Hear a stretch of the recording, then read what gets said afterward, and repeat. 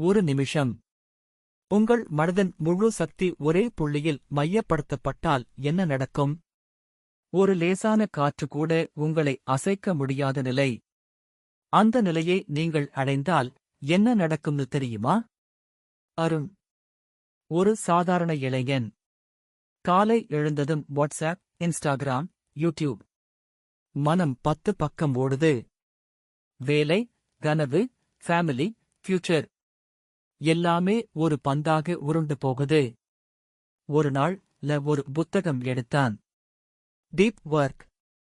முதல் பக்கம், மனதை மையப்படுத்தும் சக்தி இந்த உலகத்தில் மிகப்பெரிய வலிமை. அந்த வார்த்தைகள் அருணின் உள்ளத்தை கிழித்தது. அடுத்த 21 நாட்கள் ஒரு ரிச்சுவல் ஆரம்பித்தான். காலை 5 மணி, எழுந்ததும் 10 நிமிஷம் சைலன்ஸ். Mobile airplane mode. ஒரு white board, today's one thing to. 21 நாட்கள் கழித்து அருணின் வாழ்க்கை மாறியது. ஒரு யூடியூப் வீடியோ வைரல். ஒரு ஜாப் ஆஃபர் அன்எக்ஸ்பெக்டட். ஒரு போம் 1 மில்லியன் வியூஸ். அருண் புரிந்து கொண்டான். மனதை மையப்படுத்துவது ஒரு சூப்பர் பவர். அது உங்களிலிருந்து கொண்டு செல்லும். இப்போ நீங்க உங்கள்ல ஸ்க்ரோல் பண்ணிட்டு இருக்கிறீங்க. இந்த வீடியோ முடிந்ததும் உங்கள் மனம் எங்கே போகப் போகுது?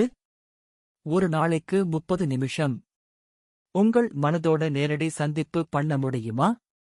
அருண் மாதிரி உங்கள் வாழ்க்கையிலும் ஒரு திருப்பம் வரக்கூடாதா?